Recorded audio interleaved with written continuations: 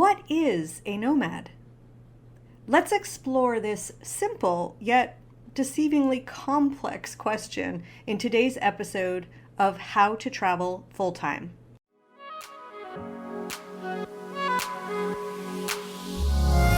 Welcome to the How to Travel Full-Time podcast. I'm your host, Heather Markell. If you're dreaming of full-time travel or moving abroad, but stuck at the emotional, financial, and logistical challenges, this podcast is for you. I'll help you trade overwhelm for information that gets you from down and stuck to up and going. You can dream about the travel lifestyle, or you can live the travel lifestyle.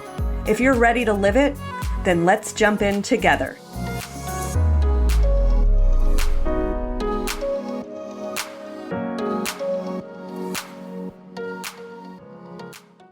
For today's episode, I'm going to do something a little bit different. I was recently at a wonderful Inuit exhibit at a museum in Montreal, Canada. The Inuit are one of the indigenous peoples of Canada. And the exhibit got me really thinking about the concept of nomadism and what it is. And on the sort of surface level, I feel like being a nomad nowadays has so many different terms. There's the digital nomad that we think of, the 20 or 30-year-old who is traveling the world on their laptop and doing various work for other people. There are people that have their own company that are running it from around the world. There are people that are remote workers who are employed by a corporation, yet able to work from anywhere.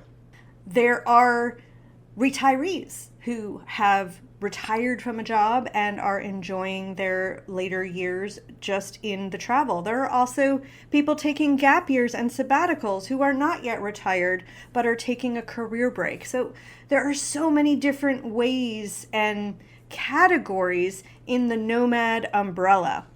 But where did nomadism come from? Like what drives us to this?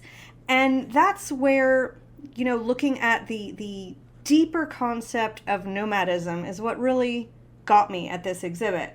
And if you have at all had a chance to listen to my TEDx talk, then you'll know that while I was researching for it, of course, I was reminded that humans started as hunter-gatherers. So, in fact, becoming a nomad is actually not so strange, is it? It's really a return to a way of that we used to be. So I'm going to read some of part of this exhibit and comment on what it's saying, because it really hit me, right? So this is really neat. Nomadic peoples move around in accordance with a conception of time divided into seasonal cycles. So it's interesting. We think about one of the ways that we may choose where we go in the world is around the weather, depending on whether we want warm weather, cold weather. We have this luxury to be able to actually spend an entire year in one climate if we want. Of course, the true nomads were going through different seasons. And so their time, instead of the ability to say, oh, let's go down south and keep this warm weather, they went into the different seasons. And so their lives were actually very much around these seasons in a very different way. So this way of life, shaped by constant mobility, is founded on an ensemble of skills and techniques developed over thousands of years that are still at the heart of our cultures. Now, clearly, this is somewhat a reflection of the Inuit culture, and they're more settled in Canada, but they're referring back to this idea of constant mobility, which is what we do as nomads, whatever camp you put yourself in. If you're on your gap year, if you're traveling indefinitely, it's still your way of life is you're moving around all the time. And even if that's, some of you may be moving every week, others of you may be moving every month, and others still may stay in one place for 3 months, but you're still moving around. And you still need skills and techniques. Now, obviously, different from our ancestors, but you have to learn skills like adaptability, like learning to eat new foods. There's so many different, languages maybe a thing that you're learning. So culture. So we are always learning these new skills as nomads. So, just a really neat reflection.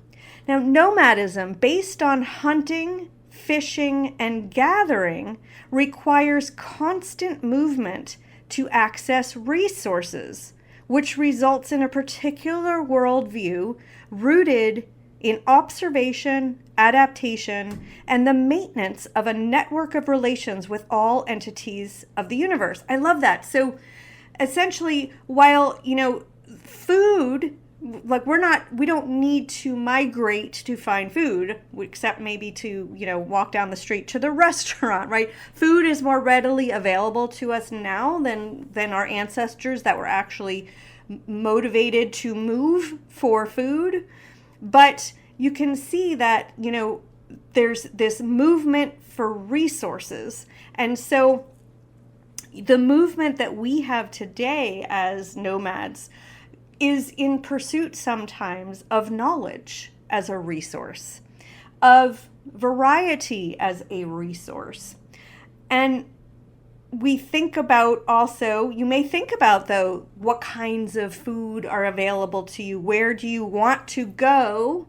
Again, it's a neat shift, right? Instead of being led by the need for resources, you actually choose the resource that you're interested in and now kind of gauge your travel around that. So it's a neat, a neat way that nomadism today is different, obviously, than nomadism of our ancestors, but still fascinating and still relevant.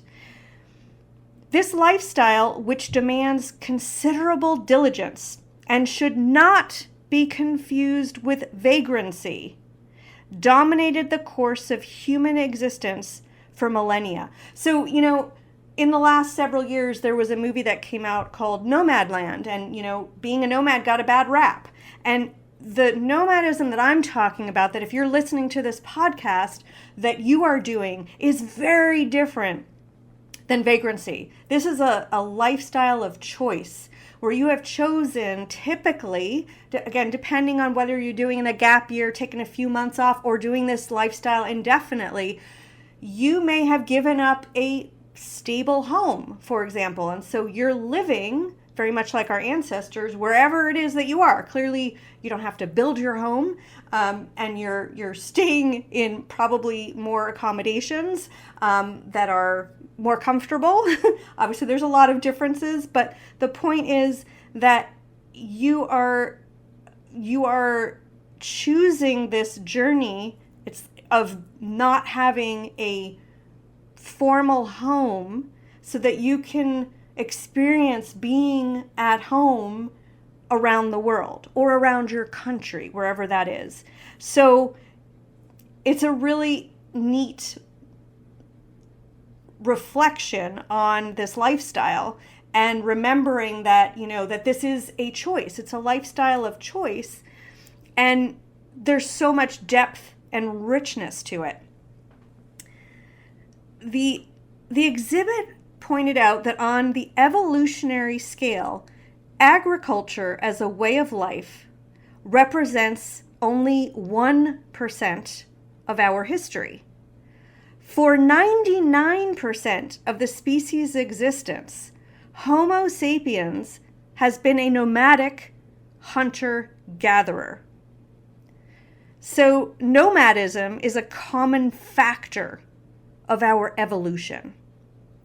So isn't that fascinating that, we are maybe used to, we grow up being told that we're supposed to participate in an economy, that we're supposed to go to school, get good grades, we can go to college, and we can graduate and get a job, and then we can get a job so we can have money, and then we can have the money so that we can get a house and stay in one place and fill the house with stuff and do activities.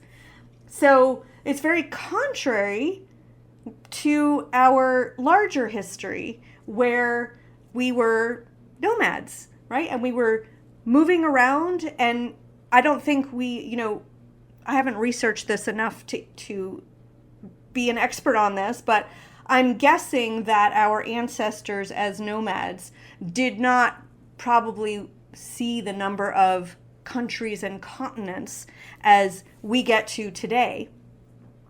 But the concept of being a traveler, of reliance on resources, of finding new resources and being driven by the resources or choosing the resources are all a deeper, fascinating part of the nomadic lifestyle.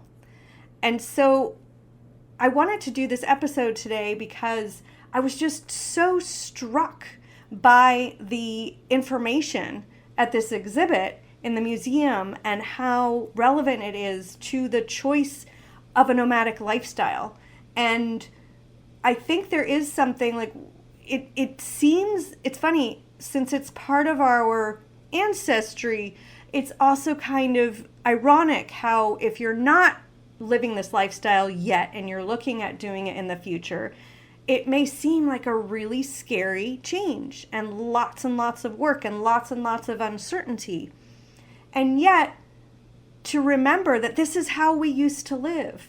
And in some, not exactly, obviously, like I've said, I understand that we travel differently. We're a different species now than when we were hunter-gatherers.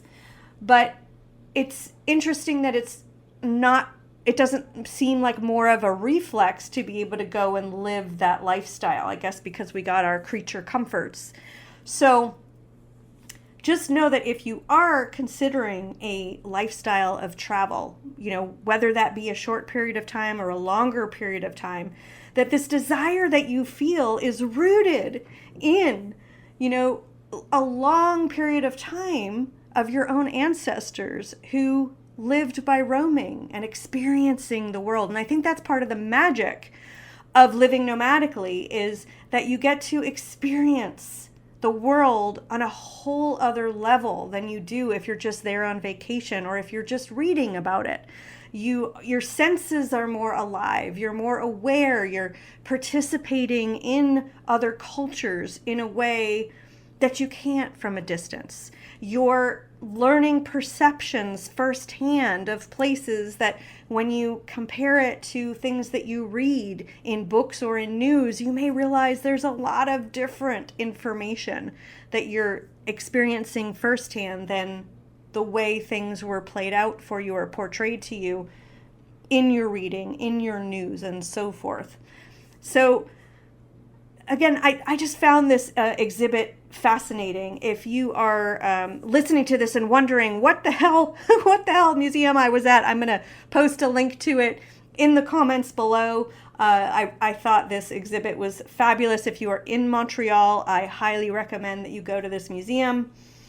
And I'd love to hear your thoughts. Like, what are your thoughts on nomadism? If you are currently traveling as a nomad now, do any of my reflections kindle anything in you? Any thoughts? And for those of you listening that are hoping to become a nomad in the future, did this spark any inspiration or ideas or questions? I'd love to know. Reach out and let me know.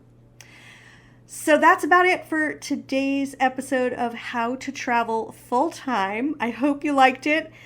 Please remember to leave a comment and give us a rating if you liked the episode and you are wanting to hear more. And I will talk to you on the next episode. Have a great week. Bye-bye.